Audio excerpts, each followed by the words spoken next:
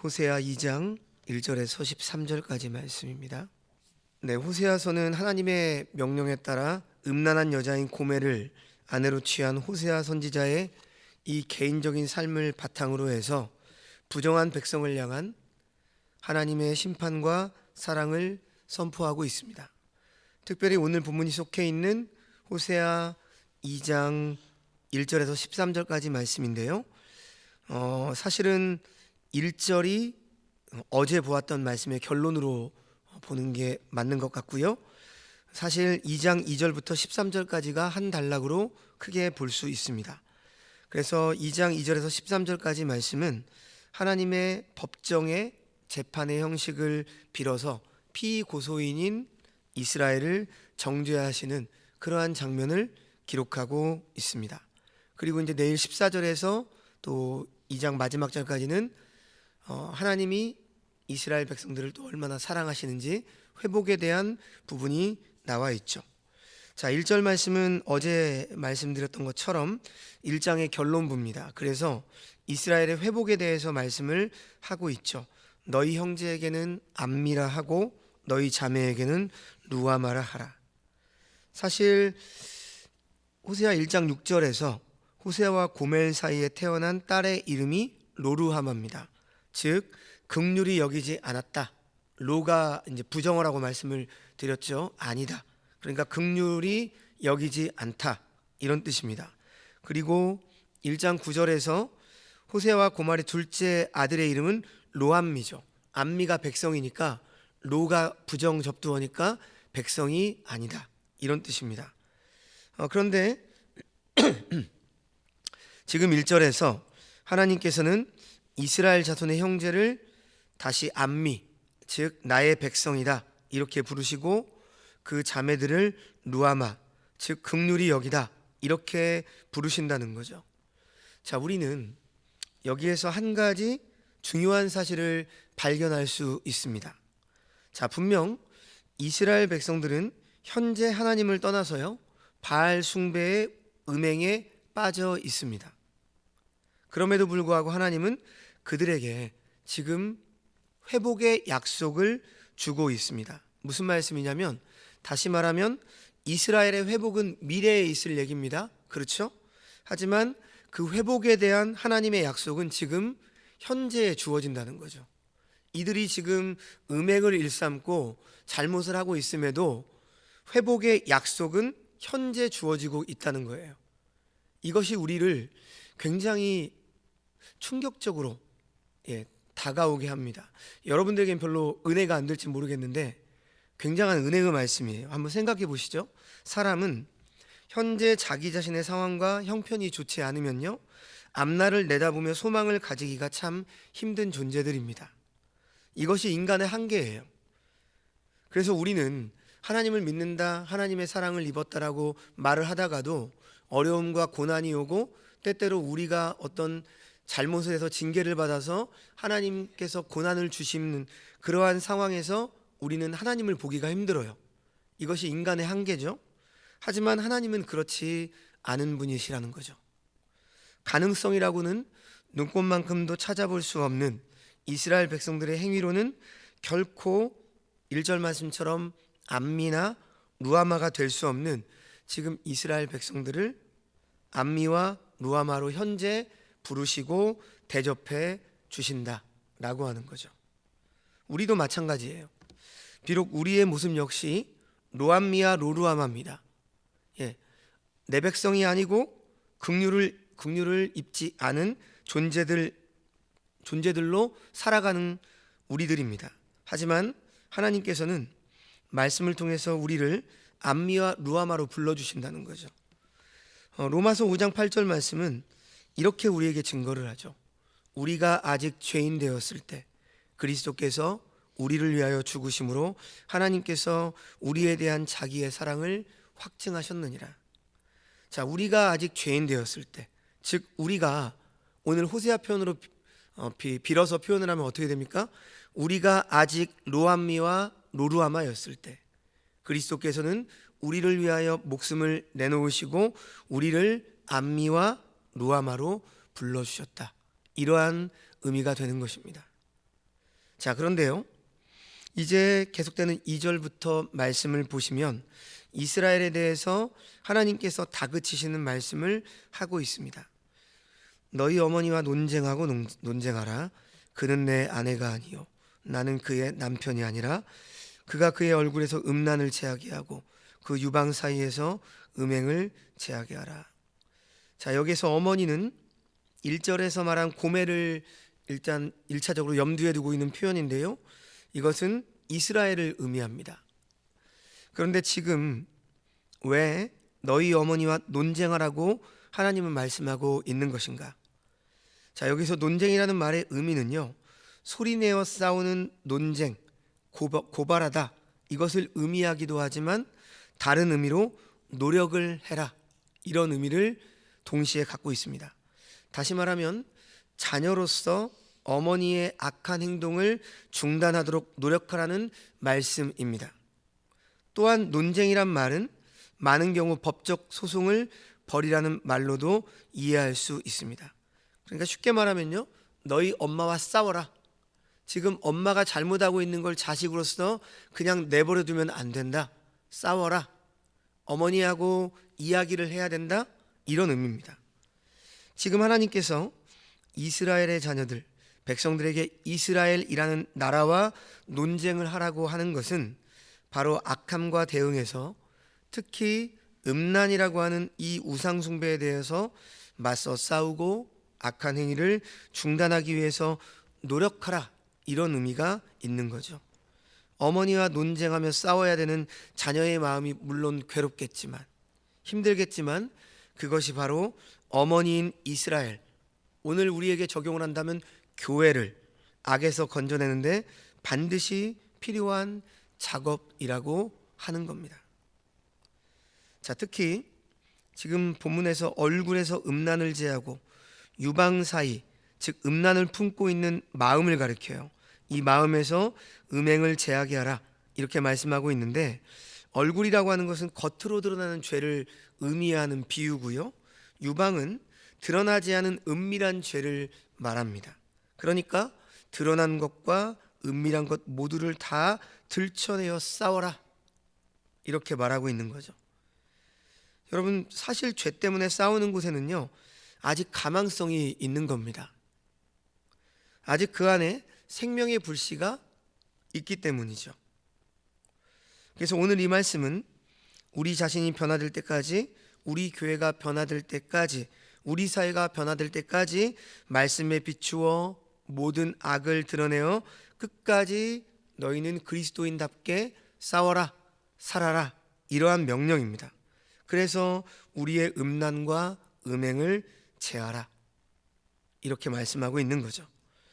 자, 여기서 음행이라고 하는 단어는요, 영적 의미, 문자적 의미를 다 포함한 것이죠. 성경은 우상 숭배를 음행이라고 합니다.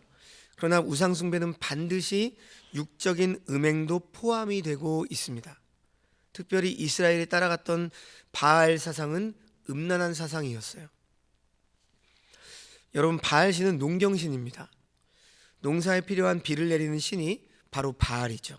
그런데 그 비를 내리는 것은요, 바알이라는 남신과 아세라라고 하는 여신이 성적으로 결합한 결과 내리는 것이라고 그 당시 고대 근동의 사람들은 믿었습니다.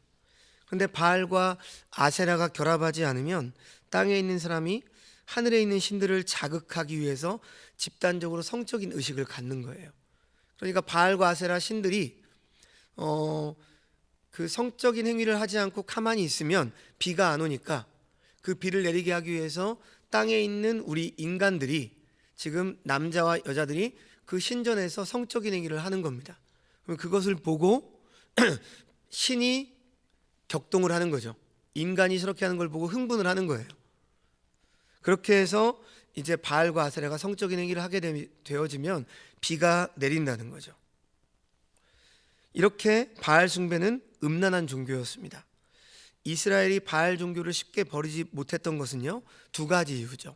첫째는 바로 바알이 비를 내려줘서 농사를 잘 되게 해서 부자로 만들어준다라고 믿었기 때문이고요. 둘째는 뭘까요? 자신들의 은밀한 그 육체적 욕망 또한 채워줄 수 있는 방법이었기 때문이죠. 자, 그렇다면 오늘날 우리들의 바알신은 무엇일까요? 한마디로 하면 그것은 물질 숭배와 음란이라고 할 수 있습니다. 하나님은 우리에게 이러한 음란한 시대 정신과 논쟁하고 또 논쟁하라, 싸워라, 따져봐라, 이렇게 우리에게 말씀하고 있는 거죠. 특별히 교회 안에 들어와 있는 이 시대에 끊임없이 싸워야 될 세속 정신과 우리는 싸워야 된다, 이렇게 우리는 오늘 말씀을 통해서 적용을 할 수가 있습니다. 자, 계속해서 3절 보시면요, 바로 이러한 음란과 음행을 제거하지 않을 때 어떤 일이 일어나게 될 것인가. 그렇지 아니하면 내가 그를 벌거벗겨서 그 나던 날과 같게 할 것이요, 그로 광야같이 되게 하며 마른 땅같이 되게 하여 목말라 죽게 할 것이며. 그만큼 회개를 촉구하고 있는 거죠. 너희가 하는 행위를 통해서 부끄러움을 당하기 전에 속히 너희 안에 있는 음행을 제거해라. 광야같이 되게 하며 마른 땅같이 되게 하기 전에 음행을 제거하라. 목말라 죽기 전에 음란을 제거하고 음행을 제하라, 이렇게 말씀하고 있는 겁니다. 근데 만약 끝까지 음란을 제하지 않고 음행을 제하지 않는다면 하나님은 4절의 말씀을 하실 수밖에 없다고 하는 거죠. 내가 그의 자녀를 긍휼히 여기지 아니하리니 이는 그들이 음란한 자식들임이라. 긍휼히 여기지 아니하리니, 그 자녀의 이름이 생각나시죠? 그렇죠? 1절에서는 루아마, 긍휼을 베풀리라 말씀하셨는데 끝까지 음란을 너희가 제거하지 않고 음행을 제거하지 않으면 로루하마라 부르겠다, 그렇게 대하겠다, 이런 말씀입니다. 그만큼 너희의 죄가 심각한 줄 알고 속히 제거해라, 없애라, 이렇게 말씀을 하고 있는 거죠. 자, 그런데 우리가 또 여기에서 생각해 봐야 될 부분이 있어요. 여러분, 왜 고멜이 음행을 했을까요? 즉 북이스라엘이 왜 하나님을 떠나서 이방신 바알을 섬겼습니까? 그 원인이 무엇 때문일까요? 자, 오늘 본문 5절은요, 그들이 이방신을 섬기는 원인에 대해서 구체적으로 설명을 합니다. 그들의 어머니는 음행하였고 그들을 임신했던 자는 부끄러운 일을 행하였나니 이는 그가 이르기를 나는 나를 사랑하는 자들을 따르리니 그들이 내 떡과 내 물과 내 양털과 내 삶과 내 기름과 내 술들을 내게 준다 하였습니다. 자, 오늘 본문을 보시면 사랑하는 자들이라고 하는 표현이 한 5번 정도 나옵니다. 그러니까 옛날 개역 한글로는 연애하는 자라고 표현을 하고 있거든요. 근데 우리가 얼핏 사랑하는 자, 분명히 이스라엘이 사랑하는 자는 하나님이어야 되잖아요. 그런데 지금 오늘 본문에 나를 사랑하는 자들을 따르리니, 이 사랑하는 자는 바로 바알을 사랑한다는 의미를 가지고 있습니다. 그러니까 지금 이스라엘이 이방신 바알을 섬기는 이유가 무엇이냐면 하나님께서 경고하심에도 불구하고 그들이 끝까지 바알을 놓지 못하는 이유는 이거죠. 5절 하반절에 그들이 떡과 물과 양털과 삶과 기름과 술들을 바알이 공급하고 있다라고 생각하고 있기 때문입니다. 그래서 지금 바알이 자신들에게 모든 것을 공급해주고 있다는 잘못된 생각을 하고 있는 이스라엘을 향해서 하나님은 6절과 7절에서 이렇게 말씀을 하시는 거죠. 내가 가시로 그 길을 막아버리겠다. 담을 쌓아서 그로 그 길을 찾지 못하게 하겠다.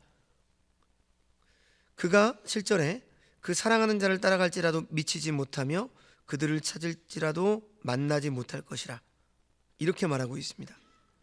이스라엘은 끊임없이 하나님께 불순종을 하고 있죠. 하나님을 섬기고 있다는 것은 외형적인 면만 있습니다. 오늘날로 우리에게 적용을 한다면 외형적인 면이 뭘까요? 주일에 와서 한번 예배하는 거예요. 그리고 6일 동안은 세상에 바알을 쫓는 거죠. 그래서 마지막 주일에는 와서 하나님께 예배하면서 하나님께 할 거를 다 하고 했다라고 생각을 하고 나머지 6일을 그냥 세상과 함께 살아가는 겁니다. 이게 외형이죠. 형식주의. 그들이 가진 내용은 이방신들과 다르지 않습니다. 끊임없이 세상적인 시각만 있을 뿐이에요. 그러나 하나님께서는 한 번 택하신 자들을 모른 채 하실 수가 없습니다. 그래서 지금 말씀에 어떻게 하시겠다는 겁니까? 너희가 계속 그 길을 쫓으면 내가 그 길을 막아버리겠다. 찾지 못하도록 하겠다. 그런데 무엇으로 하신다고요? 가시로 그 길을 막겠다. 담을 쌓아 그 길을 찾지 못하겠다. 가시와 담은 무엇일까요? 우리가 싫어하는 고난, 징계, 환난의 내용들입니다. 쉽게 말하면 매를 대서라도 그 길을 가지 못하도록 하나님은 하시겠다는 거죠. 그래서 이러한 징계를 통해서 하나님께서는 7절 하반절의 고백을 하게 하시겠다는 겁니다. 그제야 그가 이르기를 내가 본 남편에게로 돌아가리니 그때의 내 형편이 지금보다 나았음이라 하리라. 어떤 자리에 있는 것이 가장 복된 자리입니까? 하나님만 섬기는 것이 가장 복된 자리인 줄로 믿으셔야 합니다. 하나님 말씀에만 순종하는 것이 가장 복된 인생입니다.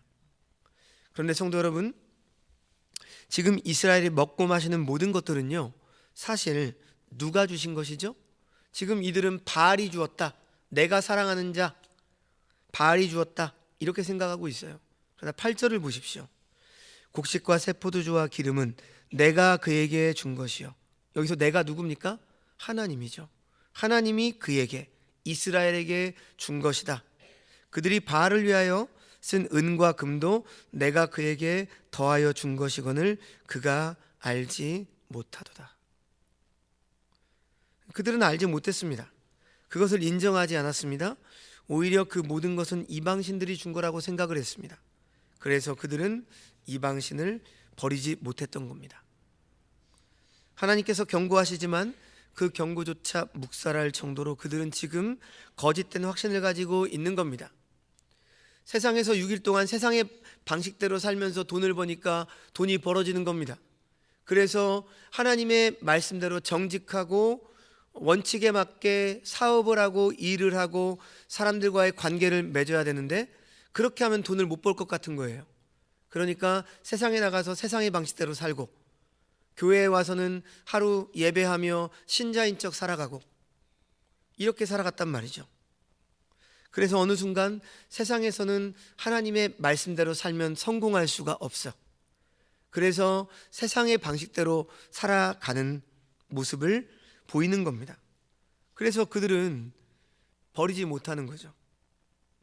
이러한 거짓된 확신, 오늘날 우리들도 혹시 갖고 있진 않은지 우리는 말씀을 통해서 우리를 돌아봐야 합니다. 자, 그래서요, 계속되는 9절에서 이제 마지막 13절까지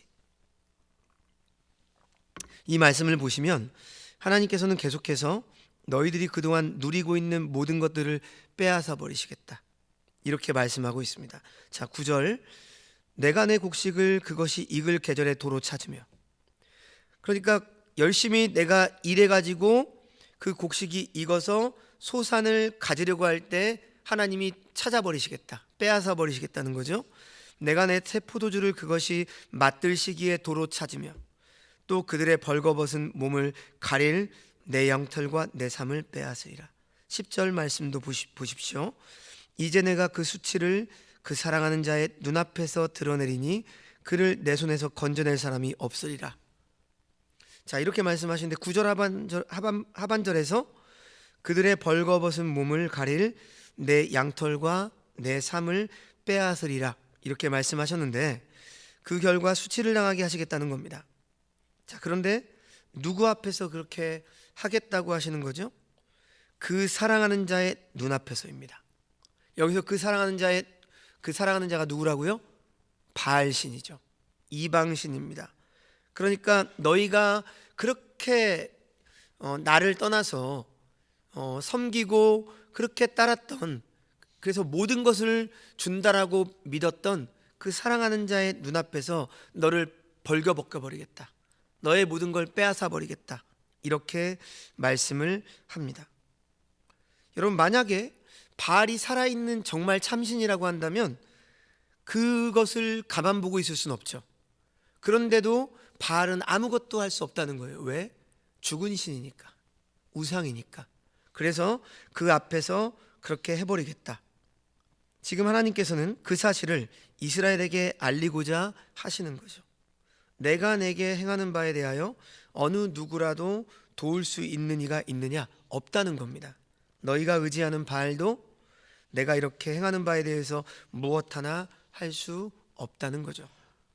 그래서 계속해서 이어지는 11절과 12절을 보십시오. 내가 그의 모든 희락과 절기와 월삭과 안식일과 모든 명절을 폐하겠고 그가 전에 이르기를 이것은 나를 사랑하는 자들이 내게 준 값이라 하던 그 포도나무와 무화과나무를 거칠게 하여 수풀이 되게 하며 들짐승들에게 먹게 하리라. 자, 9절이 일반적인 하나님의 은혜의 선물이라고 한다면 지금 11절 말씀은 하나님의 특별한 은혜의 선물. 그러니까 쉽게 말하면요, 하나님을 만나게 하는 예배도 내가 폐해버리겠다. 실제적으로 그렇게 되지 않습니까? 아수르에 의해서 멸망을 당해서 그들은 이제 예배를 드릴 수 없는 그러한 현실을 맞게 되는 거죠. 그리고 12절에서 다시금 일반적인 하나님의 은혜의 선물을 어떻게 빼앗는지도 말씀하시는데, 간단히 말해서 그들이 의지하는 모든 것들을 그들에게서 빼앗겠다라고 하는 겁니다.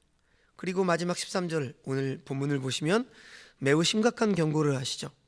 그가 귀고리와 폐물로 장식하고 그가 사랑하는 자를 따라가서 나를 잊어버리고 향을 살라 바알들을 섬긴 시일대로 내가 그에게 벌을 주리라. 여호와의 말씀이니라.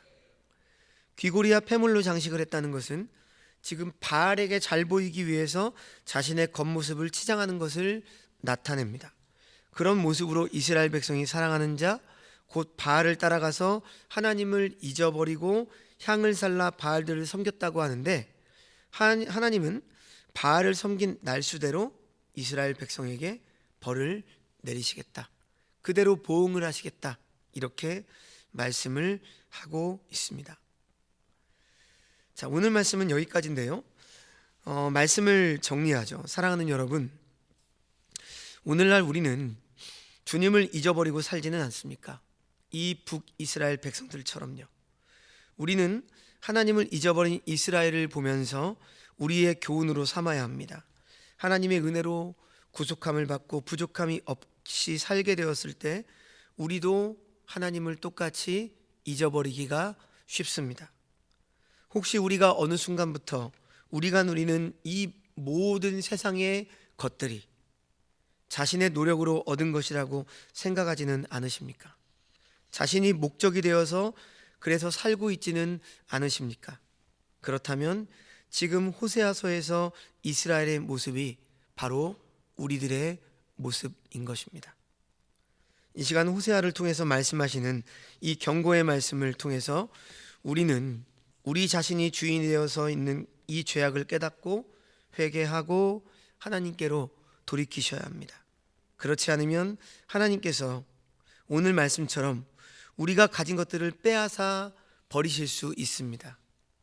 그래서 이것을 통해서 모든 것이 하나님께로부터 온 것임을 알게 하시고 우리의 죄악을 드러내실 것입니다.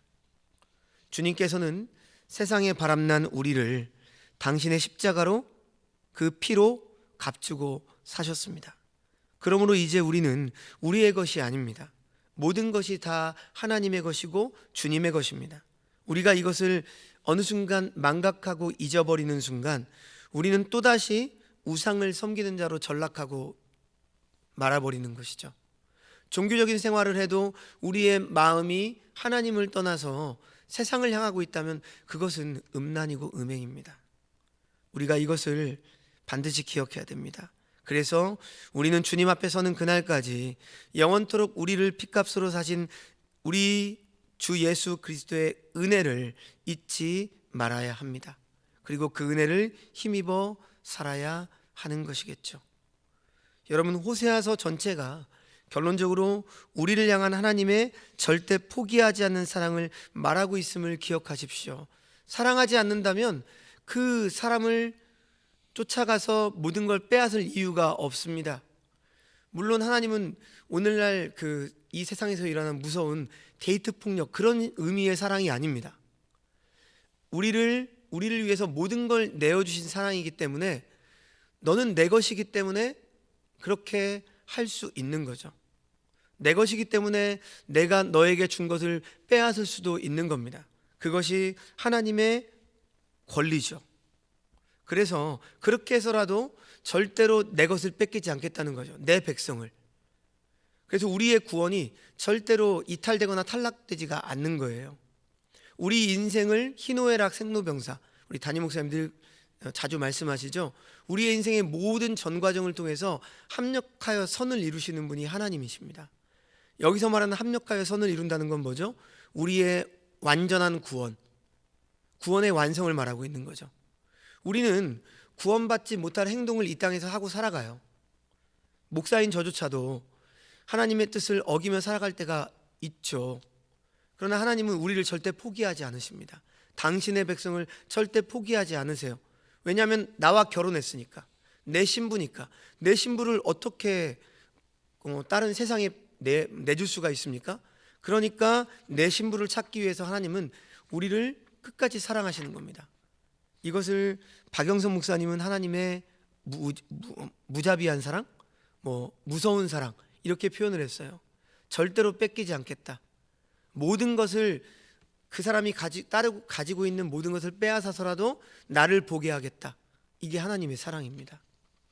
이 하나님의 사랑을 우리가 호세아서를 통해서 깨달아 알아야 하는 것이죠. 그래서 하나님은 절대 타협하지 않으십니다. 하나님은 우리의 구원을 위해서라면 그래서 어떻게 하셨어요? 자기 아들도 십자가에 내어주신 분이십니다. 우리는 우리가 사랑하는 물질 아니면 건강 좀 이런 것들을 빼앗았다고 하나님께 원망을 하지만 하나님은 우리를 위해서 어떻게 하셨어요? 자신의 독생자를 내주신 분이십니다. 이러한 하나님 앞에서 우리는 할 말이 없는 것이죠. 사실 성령 하나님께서 우리에게 이러한 은혜를 주셔서 우리로 십자가 보혈로 되었음을 잊지 않게 하여 주시기를 원합니다. 우리가 누리는 그 모든 축복이 오직 하나님께로부터 온 것임을 알게 하여 주시기를 원합니다. 그래서 이스라엘 백성들과 같이 우상 숭배의 죄악에 빠져서 멸망받는 자들이 되지 않게 하여 주시기를 원합니다. 늘 주님의 십자가의 은혜를 힘입어 온전히 하나님을 섬기는 주의 백성들이 되시기를 주님의 이름으로 축원합니다. 기도하겠습니다. 하나님 아버지, 끊임없는 하나님의 사랑에도 불구하고 음행을 저지르는 이스라엘 백성들의 모습이 오늘 우리의 모습임을 고백합니다. 하나님의 은혜로 오늘을 살아가지만 뒤돌아서면 그 은혜를 잊고 살아갈 때가 너무도 많은 우리들입니다. 그러나 이러한 우리들을 긍휼히 여기시고 내 백성이라 말씀하여 주신 그 주님의 은혜를 따라 살아가게 하여 주옵소서.